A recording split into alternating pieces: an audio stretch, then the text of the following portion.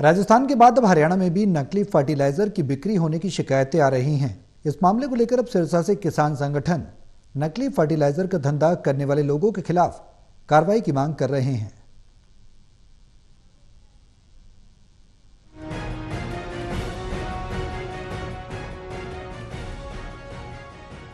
राजस्थान के बाद अब हरियाणा में भी नकली फर्टिलाइजर की बिक्री के लिए शिकायतें आ रही हैं। हालांकि राजस्थान सरकार की तरफ से नकली फर्टिलाइजर पर लगाम लगाने के लिए लगातार दबिश दी जा रही है और नकली फर्टिलाइजर का धंधा करने वाले लोगों के खिलाफ भी कार्रवाई की जा रही है। इस मामले को लेकर अब सिरसा से किसान संगठन की तरफ से हरियाणा सरकार से नकली फर्टिलाइजर का धंधा करने वाले लोगों के खिलाफ कार्रवाई की मांग भी की जा रही है।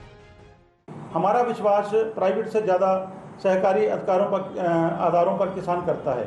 अगर हमारी सोसाइटियों में भी डुप्लीकेट माल, नकली माल मिलने लग गया तो किसान कैसे बच पाएगा। इसके साथ साथ ये प्राइवेट डिस्ट्रीब्यूटर भी इन्होंने बना रखे हैं, वहाँ में बड़ी क्वांटिटी में माल गया है। हमारी यही मांग है आपके माध्यम से भी सीएम फ्लैग के माध्यम से एक निष्पक्ष जाँच करके इसके सैंपल बनाए जाएँ। इसके जो काले इस स्कैंडल के पीछे कौन कौन है, क्या बायो फर्टिलाइजर है, क्या केमिकल फर्टिलाइजर, किसमें परमिशन दी, किसको परमिशन दी, कैसे उनको लूटने के लिए छूट दी गई, उस सारे की जांच होनी चाहिए।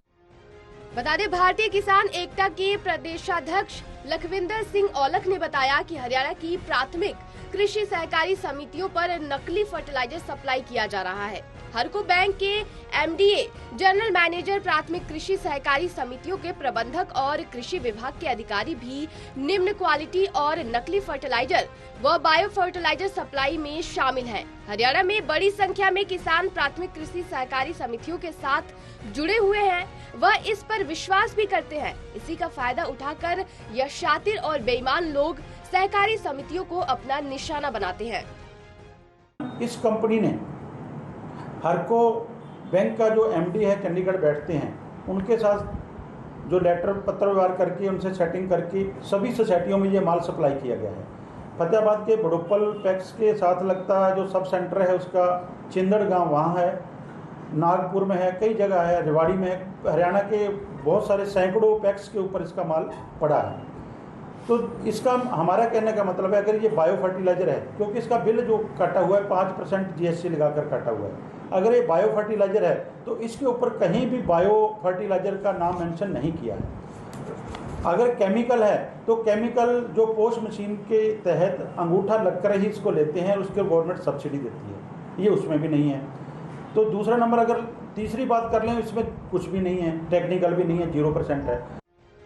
औलख ने आगे कहा कि Phoenix Plus Life Saver Private Limited company की तरफ से यमुनानगर, रेवाड़ी, फतेहाबाद सहित कई जिलों में नकली पीएनके सप्लाई किया जा रहा है। भारत सरकार के डिजाइन किए गए गट्टे तर्ज पर नीले रंग के बैग बनाए गए हैं। फर्टिलाइजर की नामी कंपनी का शॉर्ट नाम भी उस पर लिखा गया है ताकि किसानों को बहकाया जा सके। इसमें ये भी गोलमाल रखा गया है कि यह केमिकल फर्टिलाइजर है और बायो फर्टिलाइजर, क्योंकि अगर यह केमिकल फर्टिलाइजर है तो इसे IMFS सिस्टम के तहत भारत सरकार की तरफ से सब्सिडी में भी रखा जाता है। लेकिन अगर बायो फर्टिलाइजर है तो बैग के ऊपर बायो फर्टिलाइजर लिखना जरूरी है, लेकिन यह कुछ भी नहीं है, इसमें राख और मिट्टी भरी हुई है। ये यमुनानगर, रेवाड़ी, फतेहाबाद सहित कई जिलों में लगभग 2,40,000 से 2.5 लाख जो 50 किलो के गट्टे बेचे गए हैं, सोसाइटियों पर भेजे गए हैं। इसकी कीमत 1280 रुपये किसान के लिए रखी गई है। जब हमने वहाँ से लेकर इसका सैंपल प्राइवेट लेबोरेटरी में कराया तो ये 0% आया। ना तो इसमें N है, ना P है, ना K है, ना नाइट्रोजन है, ना फास्फोरस है, ना पोटाश है, कुछ भी नहीं, ये 0 है। सबसे बड़ी इसमें धांधली क्या है, ये जो गट्टा है नीले रंग का, ये जो जेन्युइन सब्सिडी पर जो NPK आती है, वो जो भारत सरकार ने जो गट्टा लॉन्च किया है उसका कलर है। उसके ऊपर लिखा होता है भारतीय जन उर्वरक परियोजना, तो उसकी तर्ज पर इसने लिख दिया कृषि जन उर्वरक वितरण परियोजना, उसकी नकल कर ली। और एक PPL कंपनी आती है, पैरादीप फास्फोर्ट्स लिमिटेड, उसकी तर्ज पर इसने PPL ऊपर लिख दिया। ये सारी नकल करके बनाया गया है।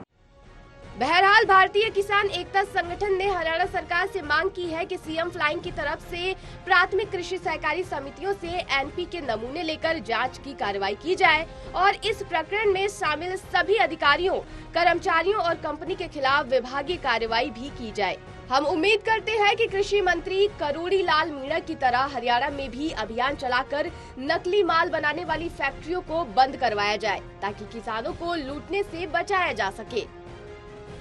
सिरसा से सतनाम सिंह की रिपोर्ट।